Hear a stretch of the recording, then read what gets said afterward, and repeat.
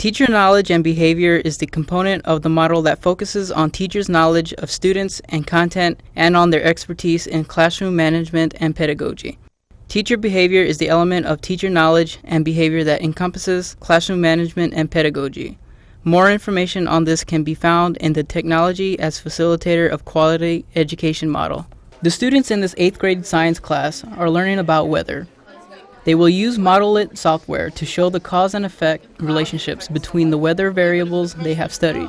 The teacher activates the students' prior knowledge of Model-It by reviewing previous projects. The teacher's management of a daily review session demonstrates content management, an element of classroom management. Remember back in September, we made a model of weather, right? Okay, what's the purpose behind Model-It? Who can remember that? Who can tell me? Corey. We can kind of brainstorm all we know about the subject and put it on, and like put it all down on model building. And their relationships. And have the different relationships, and so we can see hands-on stuff. So you can create your own models and show the interaction between the different objects in nature, how they affect one another, so the relationships. Alex? I think it's supposed to like help you think about relationships more too. So like even when you don't have the Model-It, you can like still think like this affects that. Right. This affects, yeah, right. So you can do that without Model-It. What does Model-It though provide for you? Well, you have control of the direct or indirect relationships. Yeah, you can modify all the variables right there.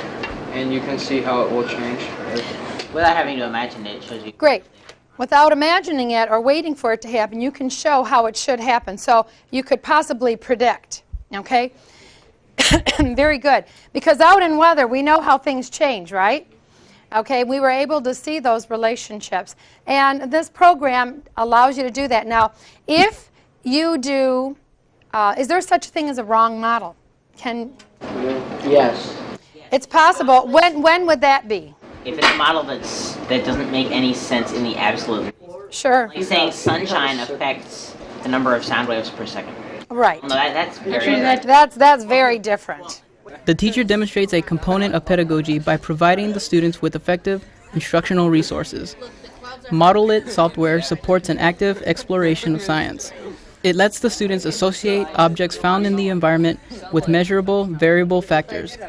The students can then create models that represent their theories of the phenomena of weather. Okay, let's actually try and figure out a way we can actually explain this. Doesn't the time of day affect the temperature? Yeah.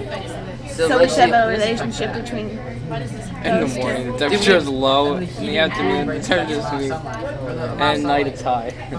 Okay, time of day affects the sunlight, because there's sunlight in the Yeah, but it already is high. And then when the sunlight, it gets hotter when the temperature goes up. And when the temperature goes up, the chance of rain goes up. Wait, no. Surely. Goes down. No, not necessarily. Yes, because when There's no bearing on the temperature. There's no bearing with the temperature. Yes, because when it gets colder, relative humidity goes up, and when relative humidity goes up. And to G weather? So should we start by G making weather model it? See, the temperature goes there, and once the relative humidity goes down, the chance of rain goes up. That's about clouds. So it does or does not make sense. Okay, G then weather huge model. holes It's in in the thing, but that's So should we make a relationship between these two? Oh yeah, let's put it in. no. There's already a You relationship. mean it's not on the Between desktop? time of day and temperature? Yeah, because time of day, Oh, there's yeah. more sunlight, and when there's more sunlight, it goes to temperature. Just transferred over. The teacher presents some of the advantages of using weather models in understanding the cause and effect relationships between various phenomena in the physical world.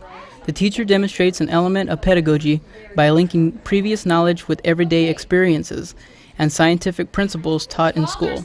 This helps deepen the students' conceptual understandings of science.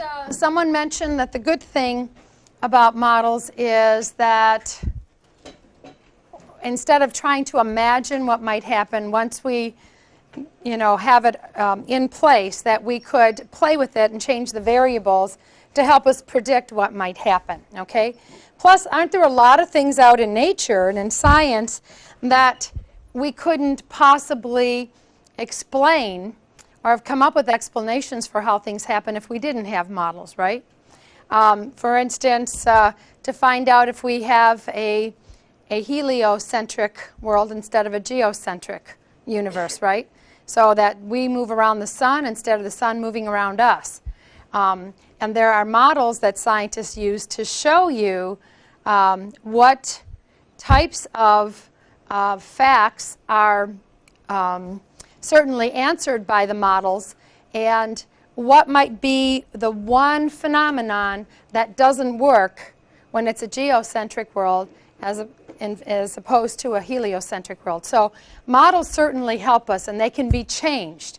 So for the way the conditions are right now, this is the way these things work. Each team of students presents a weather prediction model to the rest of the class. The students share their initial research questions, predictions, data, and conclusions. The teacher's management of a discussion session demonstrates content management, part of classroom management. The yellow is a precipitation, And the green is humidity. yeah, so they both go low. And if you lower it, they sort of switch, Yeah. because they're in switch.